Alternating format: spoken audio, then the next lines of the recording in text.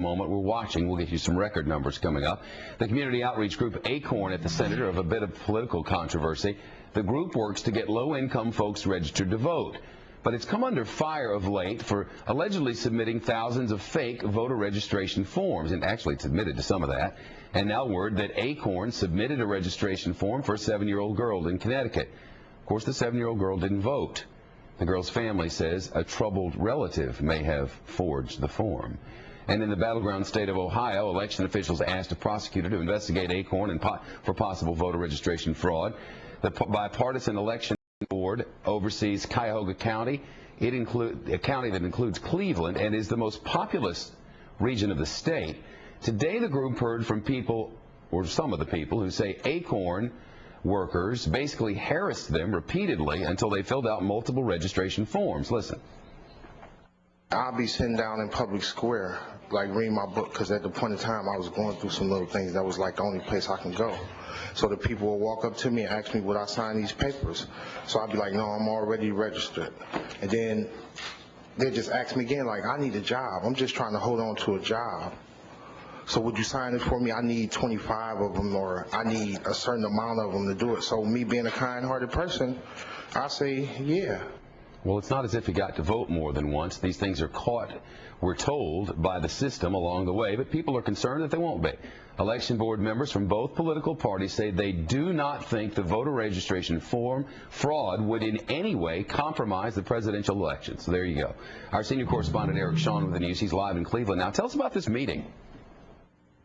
Yeah, Chris Shep, that meeting was held here in the room that I'm at now, which is the Cuyahoga County Board of Elections. You just heard from Christopher Barkley. Mr. Barkley said he registered 13 times, but he's got nothing on Freddie Johnson. Freddie Johnson is a 19-year-old student here. He registered once, twice, 3, 4, 5, 6, 7. Well, you get the idea.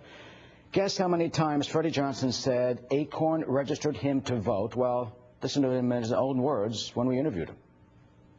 What did the ACORN people do? They was trying to get signatures so they can make their money, and I was trying to help them. How many times did you sign up? Like 73 times. How many? 73 times. 73 times. And you didn't think there was anything wrong with that? No, that was. I thought that I could help other people. Did the ACORN people say anything to you about your 73 times? Did they say you're doing something that's wrong? No, they did not. I wouldn't have did it if they would have said that. Well, he says 3 times. ACORN says no, he was registered 15 times by ACORN, 18 altogether. Board of Elections says the actual number that they know of so far is 48. Either way, more than once is illegal if ACORN indeed registered him so many times. Shepard?